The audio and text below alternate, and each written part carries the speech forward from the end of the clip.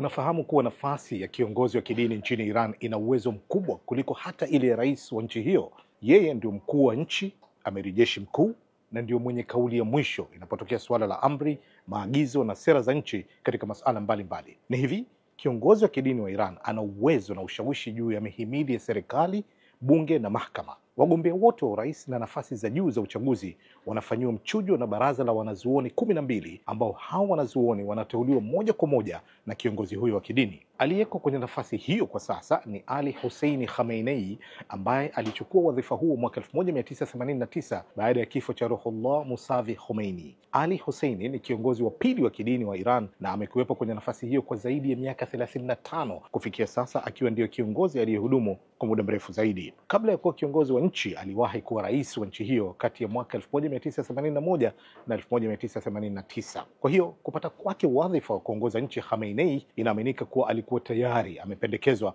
na Khomeini kumrithi katika nafasi hiyo. Nafasi yake haipitii katika mchakato wa uchaguzi, lakini mwanasiasa yeyote haingii katika uchaguzi bila yeye na jopo lake kukupiga msasa na kukupa ridhaa. Na inapokuja suala la kufanya maamuzi ambao ni magumu na yenye athari kubwa kwa nchi, ndipo sauti ya Khamenei husikika, kama ilivyo kwa vita kati ya Israel na Iran. Labda ni kutokana na ushawishi huo na nafasi yake ya kisiasa nchini Iran, ndio rais wa Marekani Trump anaripotiwa kutounga mkono wazo la Israeli la kutaka kumuua kiongozi huyo. Hata hivyo, kumekuwa na jaribio la kutaka kumuua katika miaka ya nyuma ambapo alinusurika, lakini kusababisha mkono wake wa kulia kupooza. Kiongozi huyo wa Jamhuri ya Kiislamu ya Iran ana umri wa miaka 86.